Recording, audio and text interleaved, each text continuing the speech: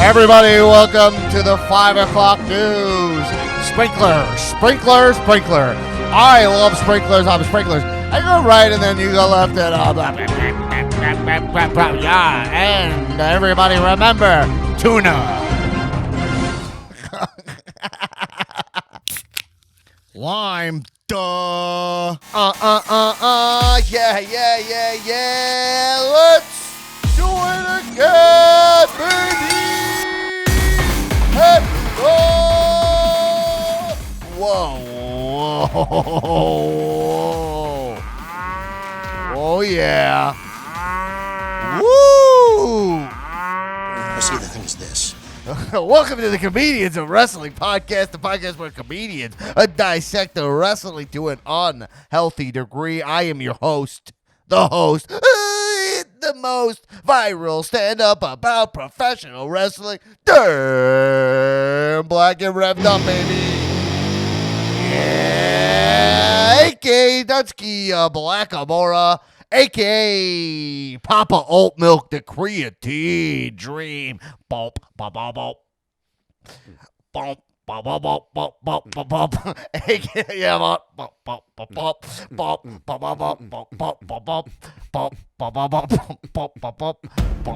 Yeah, everybody coming out. Everybody, thanks for coming out to Dan Black's wrestling themed bar mitzvah. It's 1997. Get up out of your chairs, tuck your boners up. It's time to dance and celebrate the fact that Dan's a man. Gubba, wee. Yeah. This girl, she is mine. And hop. Damn, she's fine.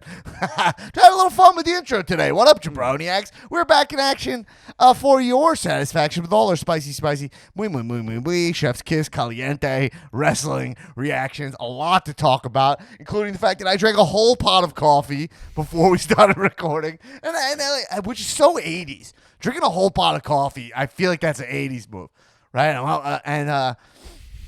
I feel fucking great, baby. So I have no idea. 85 is part of the 80s.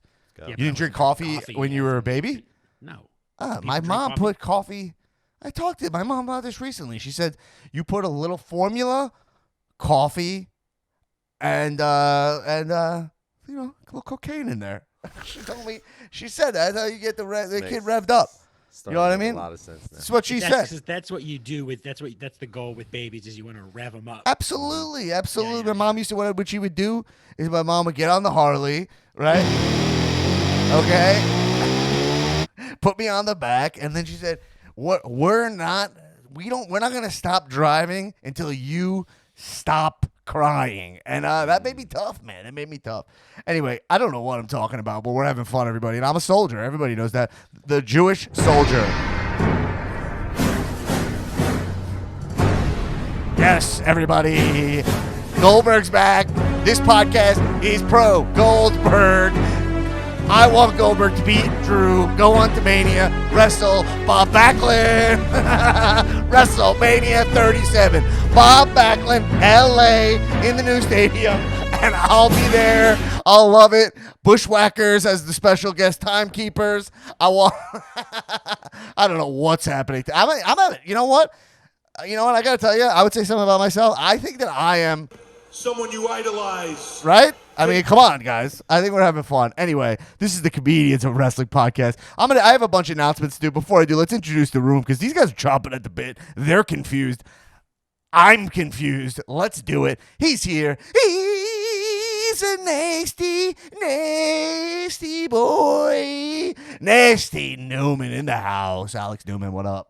Welcome to How About a City, bitch. How you doing, Dan? Wow, really not matching my energy. And he's here over from the Patreon. He's pulling double duty this week, baby. The Supermark, the Markitect, Nick Tiptoe with Tulo. That's correct. It's 4:45. Life rips, baby. 4:45 p.m. Eastern Standard Time. Life rips. It's your birthday, boy. At Tiptoe with Tulo on Twitch. You know where to find me. What's up, Dan? What is up, man? What's up? Wow, you gave me this energy there. That was all. I was After like, that, I'm going straight to hell. Enjoy the show. what's up, Dan, man? Enjoy the show. And after that, I'm going straight to hell. Enjoy the show. Oh man, guys, you I never notice know my how to send new- it back. I always just do my thing, and I'm like, all right, Dan, what's going on? I'm a thick boy down low. That's correct. Guys, just remember, I do sound drop on the soundboard. The most important thing to talk about here is Oh, see, the thing is this. which is one of the great Chris Farley lines from Dirty Work that we talked about in another episode. Now it's here, and it's a great way to segue into stuff. Oh, see, the thing is this. All right, you know what? I think we should get into the intro here. Let's. Oh, see, the thing is this. Okay. So anyway, before we talk about everything that's going on in the world of pro wrestling, the good, the bad, and frankly, many would say the ugly. I want to talk about a couple things, which is if you love this podcast, and I know you do, go to patreon.com/comedians wrestling and support this podcast. I know this seems like just like a throwaway thing I say at the top of the show, and you can get kind of like numb to what that means. But like, remember, we are independent artists, and we are free from a network telling us what to do and blah, blah, blah, and all the corporate bullshit. And that's why we're able to keep it loose and give you this show that's, free from corporate nonsense. So go over to the corporate website of patreon.com and support us. But no, you always get access to our bonus episodes every Friday morning. We have an AEW NXT episode where we discuss the Wednesday Night Wars, all things Wednesday Night Wrestling, and I guess a bit of Tuesday Night Wrestling as well. And also and we answer all your questions. And also I'm going to announce a new feature that's coming to the Patreon. We'll get it going probably, let's say next week. But I want to tease it here. Because me and Phil need to test it, but I'm going to be creating the Patreon Discord, okay? And the Patreon, the Patreon Discord, the Cow Discord, it's not at all to replace the Cow Community, which is our Facebook group. You got to be part of the Facebook group. That's always the core hangout. The Discord is a place to talk to me. I will make myself fully accessible to you guys to talk wrestling whenever you want with me. there. You talk directly to me over on the Discord. So if you want unlimited wrestling talk access to the Creatine Dream, Daddy, you can get over there. That'll be a perk of Patreon coming next week. Another thing, subscribe to our YouTube channel. It is brand new. We've had a YouTube channel for a while, but we've never really taken it seriously because we've been a podcast. But now we are really doing some. We are making this show into an actual show, and I think there's a lot to gain from watching it both ways, frankly. And so make sure you subscribe to our YouTube channel. It's free. It takes a click if you're not familiar with how that works. Go over there. I think you'll like our videos. We're breaking things up into clips, putting in like wrestling clips, cut in with what we're doing. Tons of fun stuff. Great. And also, this is something that you guys don't even know, but I created. I'm gonna preview this on Thursday when this episode is out. I'm gonna be posting an article to my new Medium page. Okay? Medium is a place where you can just post articles. I'm going to start posting articles about how I think wrestling psychology applies to our modern day society, political system, everything, and how the wrestling fan is more in tune with the psychology of kayfabe, which is what now our society's become, I would say, mainly because of social media. We live in a kayfabe society. And so a lot of you are getting worked. My first article is titled "Trump Worked Himself into a Shoot." And I'm going to be posting that tomorrow. And it's the truest statement ever that only you guys, only a small sect of society understand what happened last week, is that Trump worked himself into a shoot. It's exactly what happened. Correct? Would you guys say? You guys haven't heard me say that. It's what happened. Yeah, 100%. Yeah. 100%.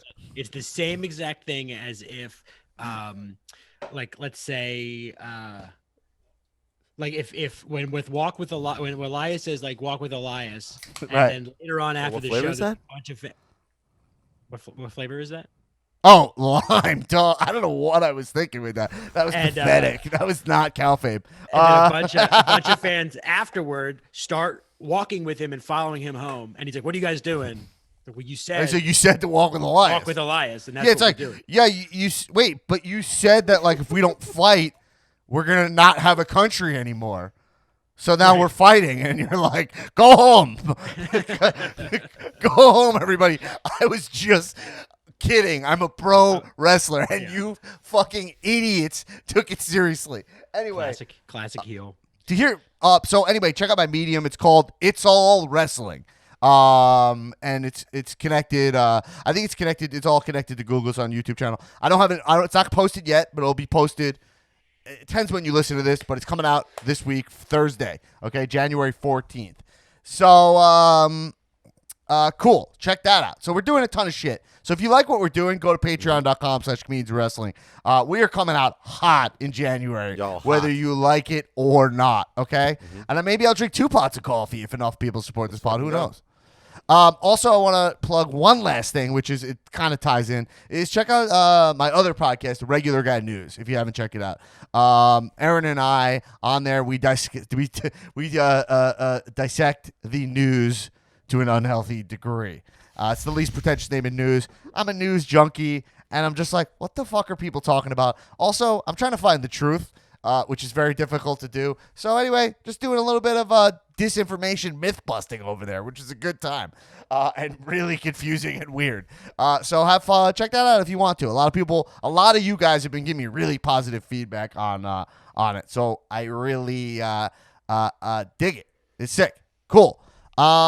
And then, anyway. Oh, and while we have Tulo here, check out Tulo's Twitch channel. Oh, yeah. He'll be Thanks, watching AEW NXT this week over on Tiptoe with Tulo on Twitch, correct? Yep, correct. Thank you. Sick.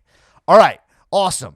All right. Enough plugs. It's time to get to the main event. And the way we do that, the way to get to the main event here is we ring the cowbell, baby. Wow. Wow, look what's back. Wow. The cowbell salvaged from the UCB theater, which is now dead. There was a controlled demolition, and you went into the rubble and picked out the cowbell. Ready? Let's talk about professional wrestling. That felt like too many rings. That Yeah. didn't feel like that was That not was good. like- Where's like Aaron when 3. you need her? Yeah, that 3 was not times. good. That was not good. That was not Someone you idolize. Well, see, the thing is this. Takes you up. All right, let's get into it. So, all right, many things to talk about here. Some might argue too many things to talk about, but some might say not that much to talk about. I would say this: we had an interesting Raw this week. That was like clearly what happened was Drew got COVID, Yeah. and then they were like rewriting this show to the point that they're like, all right, here, every match is going to be, it's going to start as a tag match. 2 of the guys are going to get more mad at each other. Then it's going to become a one-on-one with them. Crazy. They're like Russian nesting. What was it called? The Russian. Matryoshka doll. Yeah, like everything. So it's like, all right, it was like, felt like stretch. We lost a 30-minute True segment. So we needed, stretch. So I felt like Raw this week had some decent moments, but overall was but overall it felt like you could feel like it was a slap together show, and that's kind of to our benefit here because we can talk about more fun shit. So we will talk about WWE stuff. We definitely will. But I'm going to start outside of WWE this week and bring up something that you guys texted me, which I thought was really interesting, which was about the drip thing, which you guys were like, yo, Omega. There was I'm going to find the text you guys sent me. Whose text is this? It was Tulo tweet. can give us- Yeah, It's Darnell's. At, Tulo, fill us in on this tweet. All right. So Darnell is is involved in the This tweet wrestling is just community. so on brand for Cal. It's like exactly what I'm looking to talk about. Yep, and he's in the fashion industry. He is a stylist, and he works. Would you say that he's Someone you idolize. When it comes to fashion, yeah, if Darnell's giving you props or if Darnell's pointing you out and telling or Right. giving you even tips or anything, yes, he recently actually dressed Michael, is it Bivens on NXT? Oh, you didn't know? So he's involved. He's doing things. So Yeah. he made a tweet. People are talking about drip, and someone said, "Oh, Kenny's got the most fire drip in all of wrestling right now." And Darnell was like, "That's not a drip at all. Like Sasha, she has drip, right?" Well, the You have tweet it? it's from something called Pro Wrestling Scene. I don't know, Yeah, whatever. yeah. And it says, no one in pro wrestling has more drip than Omega right now, and it's a picture of Omega with no drip. I mean, it's like, don't get me wrong, I don't hate the way he looks here or anything. I like the pageantry, but like drip, I think it's interesting because the word drip, you're like, what does that exactly mean? Now, obviously, I'm not it's part of hip hop culture, and I'm strictly a John Mayer guy. I'm listening to "Say What You Mean to Say" on loop since the Bucket List came out, so that's where I'm at. I don't know if you heard, but one year Dan went to 3 John Mayer concerts. 3 Mayer concerts in 1 year. One of them was on New Year's Eve, I believe. Rounded it out. I think that was. You got to end the year right. You know what I'm saying?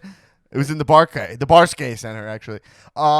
That's a deep cut. The Barskay Center. Wow. Mispronounces a lot, right? Yes. He's one of the top he's one of the best mic guys, but with the most mispronunciations, right? Yeah. His Barskays. What did he say recently? Money in the Bank. Was it? Yeah. Yeah, the Money in the Marble Bank. mouth. He also has a thing where you could see a thing with Miz where he mispronounces something, and there's a split second where he could choose to fix it, and he's now made the decision, I don't fix it. I just keep game face like I said nothing wrong, and it makes it funnier. I think it's the right move, you know? Yeah, oh, yeah. Yeah. What was I saying, John Mayer? Oh, drip. So, yeah. So what I'm saying is drip to me because of the Ric Flair drip. That's what I think of. Is that where it originated?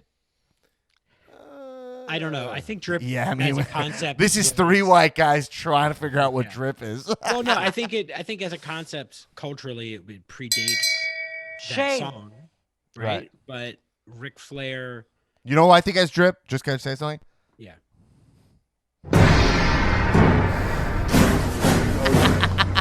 No drip. He's got that Giuliani drip, sideburn drip. He's got that drip. He's dripping blood from his forehead. The only drip that Goldberg has is that permanent cut. I mean, he's got like that one sprinkler in your yard when you're a kid, and you're like, why don't my parents fix that? Like, you're like, oh, they're just not fixing that. It's not a priority. That's what his forehead is, like that one drippy sprinkler. That's what Goldberg's forehead is. Your Long Island 88. The one that's shooting directly into the street, and cars just drive through it all the time. And your parents are like, they have weird priorities. You're like, Mom, you got a new table, but the sprinkler's shooting everybody's car. What's happening here? Anyway, obviously Goldberg has the opposite of drip. He has a drop. What's the opposite of drip? A drop? Drop, yeah. Yeah, he's a drop. I mean, he is a drip. I'll give him that. I disagree. Obviously, I think Goldberg is I'm hoping he takes out Drew, and then maybe he'll pin the Fiend that night also, just for fun. I think that might be cool. The Fiend will come back from being alive, and he'll get immediately pinned by Goldberg. I mean, accurate. But I think culturally, I think drip predates that song. But Ric Flair's drip is one that predates the concept of drip culturally. Right. Well, I mean, it's amazing. Ric Flair's influence on hip hop is incredible. Right. You know, that's the thing about Flair and just sports in general. His the whole Ric Flair deal, which I think he stole as well if you trace it back. But like Hogan is just Billy Graham, right? Like his original with the boa. So I don't know enough, but. There was a time in wrestling where if you didn't have a boa, you weren't trying. you had to have a boa. Everyone. And I gotta tell you, I wish we were in those times still. Yeah. I'll tell you that. Oh God, there was a guy. Did you guys? This is such a veer. But there was a dude. This might be a Mark Denan, to be honest. We'll see where this goes. But there's a dude in the Bee Gees documentary. He was like a gay guy who like was rolling at Studio 54. He might even been who Mike Myers was playing in the movie. I just don't know enough. Yeah. And he was talking about disco like, yo, disco was the shit. And then everybody fucking stole it and ruined it. He's like, it was awesome. And like he was so unapologetically pro disco that I was like, yo, maybe a Disco Inferno style character could come back if they're like, if it's not like an act where it's like staying alive and a parody. It's someone who's like militant disco. You know what I mean? Like someone was like, "Yo, this, I don't know." Sounds what like that a would be. genre of music.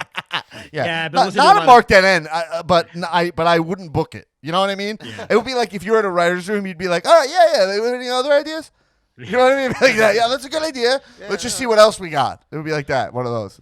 Oh yeah, we'll come back to militant disco character. We'll put it up here. Militant disco. Yeah, I think it would be written down, Anyone but else? everyone would know that was a waste of time. Everyone would be like, I don't know why we did that, just to kind of make Dan not feel stupid for really taking a risk, which you do want. You want people throwing big ideas out, but that one was Right. dead. Well, What you are got we to get that talking one about? out. You got to get that one out early because if there's anything else up on the board, they're just going to be like, well, I think that's kind of close to dance fighter. So I think we're just gonna. Yeah, let's just you know they always like in writers' room. People are always trying to find an excuse to cross the one out that clearly no one likes, and they'll be like, "Yo, well, is this one? This one's kind of like that. So why don't we'll just keep this one, right?" And everyone like kind of agrees with that. All right, and then they're already doing it before seeing if anyone.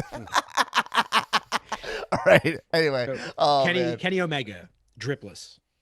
Well, so that's the thing. So Drip, like when I think of Drip, I do think he. So Darnell, who is Tulo's friend, and he said, "I'm not trying to drag anyone's opinion, but I really wish y'all would understand what Drip is and how consistency plays into it.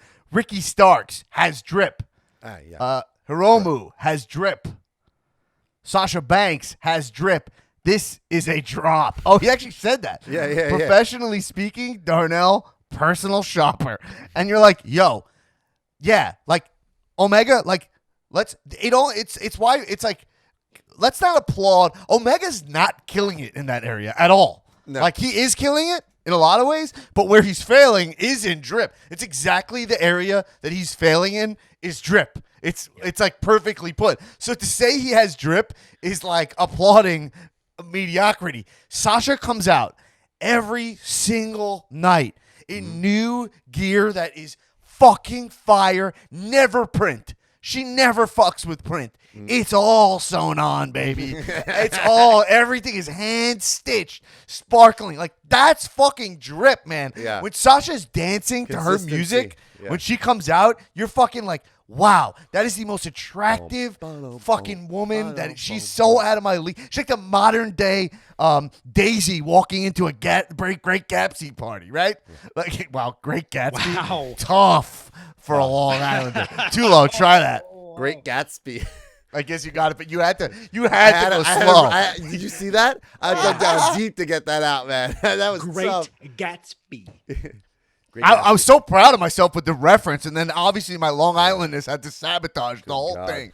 But you know what I mean? Like when she walks in, it's like he's only throwing the party just for her. That's Sasha. Oh my God, this is such a fucking killer. I mean, this show is so good. Yo, bro, Sasha. All right, it's Great Gatsby. It's like Leo DiCaprio, and he's there and he's throwing the party, and then all of a sudden, like everyone's there.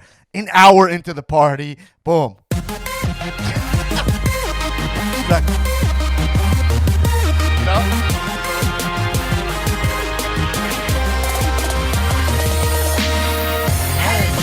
It's our old music, which I like better. Yo, No, that's what I'm we need saying. Like Sasha is the epitome of Drip. What was that list that put Sasha number 1? Did you see that list? Sports Illustrated, best wrestler. Sports of Illustrated 2020. Yep. put Sasha as the number 1 wrestler of 2020. Yeah, I think Moxley won it last year, right? She was my number 1. I split up the genders, but I put Sasha first. Anyway,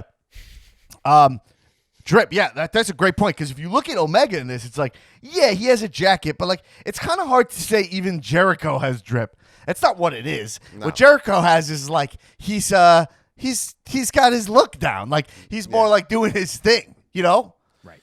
Would you say Ziggler has Drip or no? No. It's because he's too white. No, I don't, Because I don't his think gear is like he does a lot of it right. You know what I mean? Yeah, but he's not. Yeah, it doesn't feel right though because he's so 80s. It doesn't. He's not going for Drip though. That's No, the he's thing. not going for Drip. He's like I think that it has to be like to Darnell's point. There's a consistency, and I think it's probably like it has to align with your overall vibe as well. Like Sasha, if Sasha didn't have the attitude and the style, then she might not have Drip, but she does have both. So I got that Don Callis drip. I love comic books. Yeah. Well, anyway, I don't feel like we should go through every wrestler and say if they've drip or not because I think it's possible we couldn't be qualified. But there's one wrestler I want to address. And do you think this guy has drip? Old, like 90s Sean? Mirrors. Yeah. Dude, yes. The answer is yes, right? Yeah. The Heartbreak Kid had drip. Oh, God. Yeah, Shawn Michaels maybe not, but No. Heartbreak Kid, Shawn Michaels. Yes. Speaking of Heartbreak Kid, guys, this is a side note. It's on Netflix. The movie Heartbreak Kid with Ben Stiller in it. It's fucking hilarious. It's rated like trash. I've talked about it before. It's got, I think, a 20% on Rotten Tomatoes. I turned it on last night. The movie is straight fire from the jump. It is hilarious. Now, a lot of the humor in it, in today's day and age, problematic. All right, so you know what I'm gonna say? This, but you have Jerry Stiller, who is playing Ben Stiller's father, who's just a straight old pervert, and it's fucking funny. Anyway, check out the movie because it's on Netflix if you want to see it. I think it's funny. The third act completely crumbles. It's terrible. But the first act's hilarious. The second act's hilarious, and Ben Stiller, great straight man. Anyway, Last it's night hard. I The put movie's on, called Heartbreak Kid. What? Last night I put on Harold and Kumar Go to White Castle. I haven't watched that in a while. It wasn't as funny as I remember it to be, man. I remember seeing that in the theaters and laughing my ass off. But I watched it last night. I was like, man, this is just not as good as I remember it. I never liked that movie, It's but my probably dad as good as I does. remember. Richie Black loves it. All right. Anyway, let's talk about pro motherfucking wrestling. So anyway, we're talking about Omega having drip. All right, I want to talk about a big discussion on the Community Wrestling Facebook group that I brought up. You know, so okay, let's take you back. TLC, the main event is a Firefly Inferno match. Bray Wyatt gets he gets incinerated by one Randy Orton in a match that I assume is for pinfall, but I should have rewatched the match to see at the top. What do they say? I don't think one of the stipulations was light your opponent on fire, right? Like to win the match. Is that how you win the match? Not like a popping somebody's eye out, right? The Firefly Inferno match, Yeah. the stipulation was the first person to get lit on fire loses. Was it? Was that what it was? Yes. Wait, So the but that match was doesn't. over. The match when was over Bray once got- Bray went into when he did the Right. claw flip. Right, which means that just makes the RKO after that, and then the subsequent act even that much more egregious. The match was already over. Right. Wow. God, I love. Can we just talk about this for a second? So in that match, Bray Wyatt gets lit on fire. He's in fire. He gets pulled into the ring, gets hit with an RKO, and that knocks him out for what seems to be good, like maybe an hour. Yeah. He was gonna in kayfabe be out for an hour. Yeah. You know? It's like He might have even been dead already. like you have to suspend your disbelief to be like, fire makes the RKO hurt more. Right, he might have He might have a little light sensitivity, like after he wakes up, a little light sensitivity, little nausea for like a couple days. That's how heavy that Right. RKO was. But okay, so then that happens, and we're like, what's the fall in this? Okay, so you have to so in kayfabe, we're thinking about in Vince's mind, and by the way, I understand he might, and I would bet is not thinking this far ahead.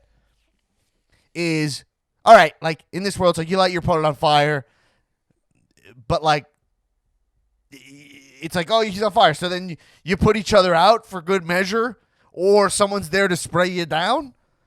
Right? Because, like, that match makes no sense. Like, I didn't realize at the time, really, because that match was booked so last minute, you know? It wasn't like they really built it up. It was that, like, oh, okay, actually, to win, you have to light them on fire. But did they ring the bell when Bray went on fire? I don't think so. All right. Well, you know, this stuff, they're barely trying to make it make sense, which is, frankly, I appreciate. But I would say this. So, all right. Anyway. What we see at the end of that match is Randy Orton consciously puts gasoline on him and lights him on fire, melting him into oblivion, which is a murder, right? Mm-hmm. Yep. Now, my thing is this. You know, Oh, see, the thing is this. I right? He's like, I think that I just want to. I guess the topic is suspension of disbelief. That's the topic, right? Mm-hmm. I brought this up on the page. Here's what I tweeted out. I said, at Dan Black Attack, follow me for all the niceness. I said, at WWE barely even tries sometimes. Triple H casually mentions when Randy Orton murdered his opponent 2 weeks ago. That was the top of Raw. The opening promo was like, listen, I know a couple weeks ago you murdered the other guy. Like, let's just kind of, yeah. Like, first off, don't mention it if you want to just bury it, the concept, you know? Like, all right, suspend your disbelief. You just kind of got burned on fire. But he's like, yeah, you burned that guy. And as WWE management, that didn't bother me one bit. When you took Bray Wyatt, who's booked as a character as Bray Wyatt. So he's like the Fiend, but it's the Fiend Bray Wyatt. So we know that he's the human sweater guy is in that mask, right? Right. So, right? Yeah, I mean, they refer to him as the Fiend in this particular segment. Okay, so there he's the Fiend. Yeah, and it. They say it. Right. And by the way, so in terms of suspension of disbelief, I love that, like, he has powers. I don't care the character is supernatural. That's all good, right? But where I start getting frustrated is like when it's not grounded in the real world. Like, would Triple H be like, what you did to him made me sick to my stomach? Like, throw a line like that in that acknowledges, like, yo, you burned a man. You know, like that's why it's so funny when Will Ferrell's like, I'm really badly burned, right? Because you're like, oh, it reminds you this just really happened, right? It reminds you, like, this guy went to incinerator. You probably don't die immediately. What's it like down there? You start thinking about the details and you start grounding it. That's what you're doing. You're justifying, you're grounding it. And that's what that moment does. Why it's so funny is because, oh, you gloss over something. That's like where the comedy is. Call that stuff out, you know? So he's like, oh, I'm really badly burned. I'm going to try to stand up. And then it's, nope, my bones break. Here's bones break. And you're like, oh, okay. So that's how that would really go. Cool. I'm not saying it all has to really go like that, but I'm saying once you get in the ring as Triple H and you just kind of casually acknowledge, like, yeah, the other day you murdered a guy who works here, and it's like, and the thing that gets him pissed off, Triple H, the thing that puts him over the edge as a WWE official is him saying, "Yo, I guess Stephanie has your balls in her purse." Yeah, that's like one of the worst things you can say to a It's man. like, yo, I can't handle it. You're like, you can murder my employees with impunity. Yeah. You know what I mean? But the You don't second talk about my testes. and you're knew like, that this line is why was coming. wrestling's never gonna get better. Yeah. This is why it never this is why the WWE product stagnates. Is because the talent's doing some amazing work, and then management's not fucking writing a good show. You know what I Was it mean? an inside joke between Evolution or something? Because didn't Batista say that to him the last time too? That was the thing that set Triple H off last time. It's just like. So what was it, like an inside joke between the boys? Oh, They're just like, yo, that's how you land the segment, fellas. Yeah. That's what it feels like. It's like, that's what you do. You Dudes bring up the being nuts. dudes. And all like, Batista, just scream, give me what I want. And then that'll be good work, you know? It's also telling a man of a certain age, a married man of a certain age, that his wife has his balls in her purse is like Too far. no, yeah, it's too far to them. It's to certain men. It's just it is the line in the sand. Don't Okay, talk so- about my balls. Don't talk about my wife's. Right. And don't talk about my wife's purse. Okay? Exactly. And never the only purse that has my nuts in it is my scrotum. Dude. Anyway, so he's like, I'm saying, so finish my tweet. I said, Triple H casually mentions that Orton murdered his opponent 2 weeks ago. Isn't the only option when one character incinerates his opponent to death for the cops to get involved? Like, cops are only concerned when two dudes brawl on a go-home show? That's what I texted, right? I tweeted at Damn Attack. And so I'm like, yo, listen. I kind of want to gauge your guys' opinion on this. Like, Yeah. I don't want, because then one of our listeners responded, or one of our listeners who pretends to not listen, said, oh yeah, WWE should become a police procedural. Like, it's wrestling, suspend your disbelief. And I'm like, yeah, I also get that point. I get, like, you don't want it to be like we start investigating everything that happens. My thing is that I'll suspend my disbelief until one of the characters incinerates another wrestler. Like, it's kind of like, are we just going to let that fly? Why leave that drama on the table? You know, WWE, it's always like they give themselves this stuff, and you're like, why not lean into it, lean into it, lean into it? And when they do that stuff, it really works. You call Randy the Legend Killer, have him kill legends. Beautiful. We love it. Well, like, follow that track. Where does that go? You know? But this, it's like, okay, now you have this moment, and you're going to drop it. If you're truly a soap opera, you milk it. You know? Now, obviously, Bray Wyatt is going to come back from the dead. And obviously, Randy Orton's not going to go to prison. And we're not going to have a whole story of him learning, like, he's going to right his wrongs behind the prison bar. And he comes back like a John Cena type. Like, that's not what I'm talking about. I don't want that. I'm just saying, do you guys feel like, would you want to see something that's like, hey, some acknowledgement of, like, you murdered your opponent. Like, what you did is illegal. Like, the cops, they're coming to get you. And he's like, it's not illegal. He's not. Randy's like, come after me. And he's like, he's not wouldn't you want to see an interrogation scene with Randy in the back? And it doesn't have to be shot all cinematically or anything. It'll be WWE style, but something like that. Get Maybe. lawyers involved, kind of thing. Make it a whole legal proceeding. Well, yeah, because don't they? No, I mean, I don't want to see the legal proceeding. That's what I don't want. I want to see Orton just, like, be, like, semi-investigated or something. Yeah. And then, like, or just a segment, and then he's like, yo, you guys don't understand. The Fiend cannot be killed. So, whatever, charge me all you want, but, like, all I did was delay the inevitable. You know what I mean? He's coming back, and TikTok. frankly, I think he's coming back soon. Yeah, I think he's coming back stronger. You know what I mean? Right. So Like, it's like, I'm buying you guys like time to Stranger handle Things. this guy. You know what I mean? If Braun Strowman can be suspended for headbutting Adam Pearce, then, like, Randy Orton surely should be punished for murdering the Fiend. Right. Correct. Make it make sense. You know, yeah, it's ridiculous. It's like, and so, okay. And then, so the thing is, like, what? You're like, they're in Tampa, right? Mm-hmm. So you're like, what do the Tampa police have to Right. say about one of the wrestlers lighting another wrestler up? You know, fuck it. Let's call the police. Let's fucking call the You gonna police. call the cops right now? Yeah, let's call the cops. See what they have to say about Randy Orton. I'm calling the police right now, the Tampa police, to ask them if they're investigating, is Randy Orton gonna be brought?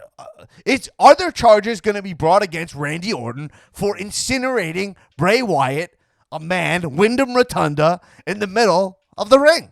All right, I'm gonna call him up. Hold on, let me get my Skype up. Okay. Let's see if they pick up. They should be open. They're the cops. Wow. Tampa PD. This is Detective Jeffs. Oh, okay. Detective Jeff, hello. My name's Dan Black from the Comedians of Wrestling podcast. Hang, are you Skyping us? Yeah, so I use Skype because it's like it's cheaper. All right. Yeah. Okay. All right. All right. Yeah. So I'm calling about a possible murder investigation. Into the Randy Orton case. I don't know if you saw on TLC pay-per-view about a month ago. I'm curious where you guys are at. If there's any investigation going on him incinerating his opponent in the middle of the ring. The Fiend. You might be in the Fiend in your system. Yeah. Or hang be on. Bray Wyatt. He has two names. Yeah. Let me just hang on. Let me pull the file. There is quite an extensive one here. Let me just. All right. Let's see. Yeah, actually we have investigated that incineration of a body in the middle of a wrestling ring, and we are charging Randy Orton. Actually, we're going to charge. All right. him Good. Yeah. This is awesome. We investigated. We will be bringing charges against him for being awesome. What? I mean, Dude, you're bringing charges up against Randy Orton for being awesome? yeah. I mean, it should be illegal how cool that guy is. Do you disagree? I mean, did you see that? It was amazing. He lit What? that guy on fire. Yeah, no, listen. I said it on here. Sorry, I'm so shocked my COVID cough is coming up. Oh, yeah. Hey, man. This is Florida. I know all about that. It's everywhere. Yeah. Okay. It's glad to hear you acknowledge that it's a real thing. But Yeah, I'm a cop. I'm not dumb. oh yeah, okay. That was I apologize. I apologize. All right, so you're charging him, but the charge is the charge of being awesome. Yeah, I think what he did was awesome. I think Randy Orton is awesome. He's one of my guys. Obviously, he's one of your guys. Yeah, Obviously, he's one of all of our guys. I mean, we're all marks. We're all marks here. That's the thing, man. We So- love it. So you're charging him being that? Is that a formal charge of being awesome? Yep. Yep. You can be charging pretty much anything in Florida, and being awesome is one of them. And we're bringing that charge against Randy Orton. I mean, this stuff is great. I mean, what do you want us to do? Investigate every potential murder in WWE? I mean, how many times would we have to bring Stone Cold in? That guy rocks. How many times? You guys would arrest him all the time, man. You guys arrest but we stuff don't- it all the never time. sticks, I mean, then he would come back driving your cars. Yeah. Which I would How do you notice think that he he. got? How do you think he got the keys, man? We're like, hey, Stone Cold, big fan. Take the cruiser out for a ride, brother. All right. Let me ask you something. Okay. For real, though, you're saying it's okay for Randy Orton to light his opponent on fire in Tampa. That's okay. I'm saying, yeah, to you, man. Listen, he gets a pass. Man, That's a thing. He gets a pass with the gets- police. in Florida. It is. Look, you can look first. You need to understand something, man. It's just Tampa, Florida. You know what I call? You know what I call it when somebody gets lit on fire What? in Tampa, Florida? A What? Tuesday. All right. All right, Happens man. all the time. Okay. I can't. Okay, man. I We mean, had a guy on fire running for local office. He looked at the guy on the cover of that Pink Floyd album, man. He like it's not a big deal, and oh, so you're saying in Tampa, lighting people on fire is kind of just a normal it's thing? on the list of things that is happening in All right, Tampa well- at all times. But Okay. when Randy Orton does it, whew, man, that guy is just having the best year of his career. Why should we step in and ruin that? Because it's a crime. Listen, what happens if Randy Orton? What are the consequences? I got two questions. What are the consequences of being charged with being awesome? Like, what if he gets convicted? What happens? If you're convicted of being awesome in the state of Florida, Yeah. you Yeah. you could pretty much you can be governor if you want, honestly. That's it. That's about it. Yeah. I mean, not it. It's like you can do anything you want. You can he can open up a chain of vape shops. He doesn't have to get the licensing. Well, how can- did Ron DeSantis become the governor? corruption? Oh, okay. All right, I'm glad you're admitting it. It's good to know. Yeah, I told you I'm a cop. I'm not an idiot. Okay. Wait. Okay. So here's my next question. What happens if Randy Orton? I mean, like, because it's a slippery slope the way I see it. You know, I agree that Randy Orton is awesome. He's really cool. He's one of my guys. What happens if he's the legend killer? He actually kills a legend with a gun. Let's say he takes out his gun. He shoots Shawn Michaels to death in the middle of the ring. I mean, what do you do there? If Randy Orton shoots Shawn Michaels to death in the middle of the ring, I will walk up to Mr. Randall Keith Orton and I Yeah. will say, "Put your hands behind your back, so I can put my arm around you and we can pose for this photo." All right. That's what Man, would happen. I hate that. I hate that response. All right, fine. So it sounds like you're suspending your disbelief here, and what are you going to do? I mean, you're just going to walk away from the crime scene, just leave Shawn in the middle of the ring? I mean, Like there would the- have to be a crime scene for me to walk away from it. Is what I'm Okay. saying. It's not a crime. If Randy Who's the Orton- wrestler who's not one of your guys? Oh boy. Well, I really love Dana Brooke. I really love Yeah. I love Bailey, Sasha, of course. Who Yeah, do I well, not like? Probably. I mean, Sami Zayn. Not a big fan of Sami Zayn. Okay. Well, yeah. Why not? Communist. Yeah. Okay. So what if Sami Zayn lit uh, Randy Orton on fire? I'm calling the FBI. Oh, you're going to bring it in the FBI Yep. immediately? Yep. I'm telling. Look, he's a FBI. bad guy. He's a bad guy. Sami Zayn. He gets the consequences. Randy Orton is like more of like an in between guy. Like it's sometimes he's good, sometimes he's bad. It's and You guys are all marks there. You can't. You have to hold justice to account. You can't follow the storylines of WWE. Vince can't be running your state over there, man. well, he signs my checks, so I think All right, he tell can. Vince signs your checks. Yeah, he signs all of it. I mean, look. How do you think him and DeSantis got that ban lifted during the COVIDs, right? Yeah. How do you think that happened? He's got his fingers in many a sinister soup. You understand? Okay, let me ask you something. One last thing, okay? Just Mr. uh, McMahon. what was the what we call last him. crime you investigated? Last crime I investigated was a baby impersonating an alligator. Okay. All right. Anyway, Highly illegal. Highly illegal. They're endangered species, and okay. This is going nowhere. I didn't get it. Frankly, I got information, but I got nothing I needed, nothing I wanted out of this call. I mean, you called me, so All right. Well, anyway, one last question. yeah. What wrestler you think has the most drip? Oh man, Kenny Omega for sure. Okay. All right. Anyway, I gotta go. All right. Anyway, I hung up on this guy. I'm sorry about that, guys. Well, we might. Phil, can we edit that out? I don't know if that wasn't right. No, unfortunately, we can't. Oh, we can't. man. Yeah, that's locked in. It's mean, illegal to cut out the cops. Who had any idea that they were such marks down there? That Who they would know? just Just mark buy police. hook, line, and sinker. Yeah. Yeah, I mean they're. Yeah, I know. Anyway, well, I was just glad that they were kind of. I don't know if he was taking COVID seriously, but he recognized that it was a bad thing. You know what I mean? I'll take that. Anyway, recognized it exists. let's move on to Roman Reigns is always here. Roman Reigns versus Adam Pearce, baby. Let's just paint. Everybody, close your eyes, okay? Everybody, close your eyes. It's Royal Rumble night, and Roman Reigns is coming out to face his opponent. It's Adam Pearce. And then after that, it's Drew McIntyre versus Goldberg. What a weird Royal Rumble pay-per-view. But you know what I gotta say? I'm all right with it. I like when they fuck with. See, the thing is, it's like, Well, see, the thing is this. see, the thing is this.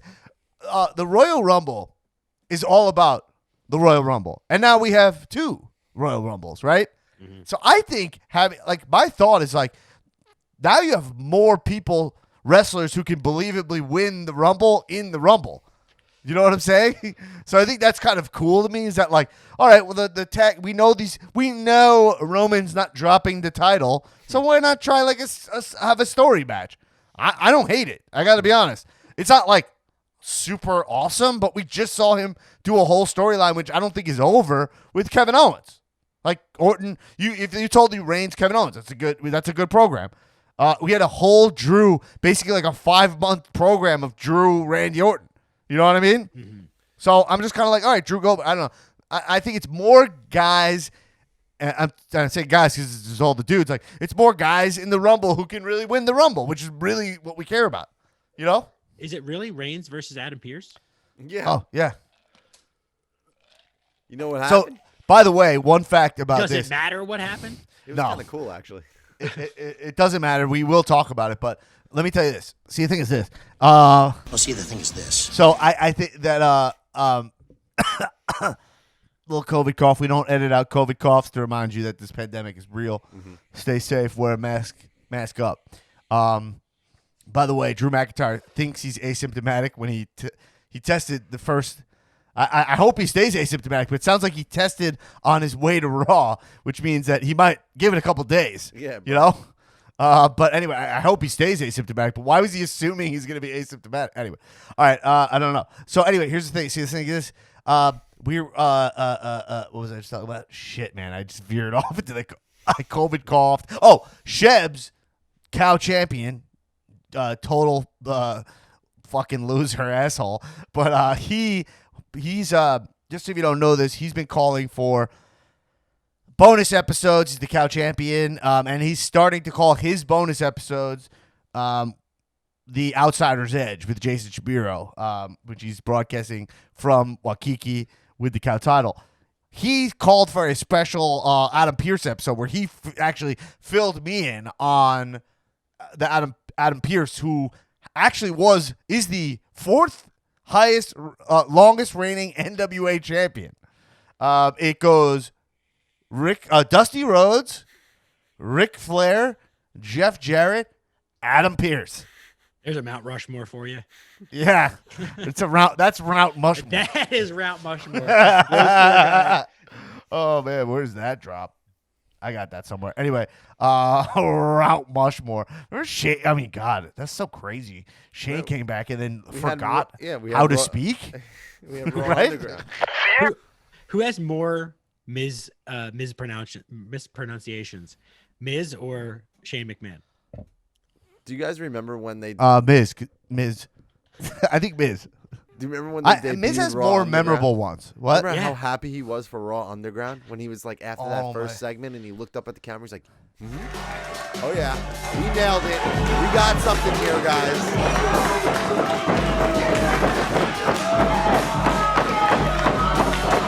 Like that wasn't that long ago, where we were seriously. Welcome everyone to Raw Underground, where there are very little rules, lots of excitement, carnage, chaos, and quite frankly, lots of things that I personally would like to see. It's the least exciting read. Like that is like, hey, you want to try that again? The You know more what I I mean? hear it, the more I hear it, the more it falls apart. Where he's like speaking in present tense, like it has this, it has that, and also things that I would like to see. Quite frankly, Different tense, yeah. future tense, Yeah, it's things that aren't here, but I would like them to be here. the only explanation is that he kind of phones it in. Like that's the only explanation I can really think of, you know? He Skypes it in for sure. Yeah. Don't say it, bro, because it's gonna make my Skype ring, which has only been bad news. I'm not really enjoying these Skype calls I'm getting and that I'm doing. But here, all right. So, anyway, Adam Pearce. So anyway, that's my argument for this match. Listen, I'm never gonna defend. Like, if somebody's like, I don't like Roman Reigns versus Adam Pearce, you think I'm going to be like, here's why it's good? No, Yeah. the thing is this. Like, I'm not getting any of that energy. Like, I'm saying that more dudes in the Rumble. That's all I'm saying. More legitimate. You don't need, remember, it would be like one tag member enters and then the other. You're like, none of these guys are going to win their filler spots. It's just less filler spots in the Rumble, which I think is ultimately good. So that's my thought process on it. Now, let's talk about Adam Pearce as a dude. He played this role like to perfection on SmackDown. He really played it like it was really believable, like that. Like these guys were like picking on him, and the storytelling of it was you know, I don't want to say slick, but it was clear, you know. And another thing, Adam Pearce, when he stands next to Reigns, he's the same size. He's big dude. You know what I'm saying? He's only 42 years old. It's not old, you know? And so maybe, I don't know. He took a super kick from Jey Uso and sold it like a fucking champ. He died. Yeah. Yeah. Did you see that? Yeah, He had that thing where you see a video of like a basketball player after like they like have one of those freak things where they like just take a jump shot, and then, you know how hard it was for me to find jump shot in my brain? Like, I can't believe I did that. Like he took jump shot, and then they land, and then their foot just breaks. Like the Yeah. Sid Vicious. Why wouldn't I just say the Sid Vicious thing? You know, like that. He fell like that. Like he just kind of accordion. There's a shot of Anderson Silva gives a kick, I'm which gonna throw up. to what's it? Chris What's Weidman. his name? Well, there's the Chris Weidman one that breaks his leg. That's another good one too. But I'm talking about the one he gives to I know this guy's name, but I can't think of it. Belfont, whatever. Anyway, doesn't matter. You can look it up. He Belfort. gives him a kick, and he stays. He kind of falls like I don't like that Stage- metaphor. like a stage light. I don't- It's like- He's just like an accordion. I don't It's like an wanna even think accordion. about it. I'm gonna throw up. You know? Yeah. And he just like falls into himself. Many would say on the conspiracy side of the angle, it looks like a controlled demolition.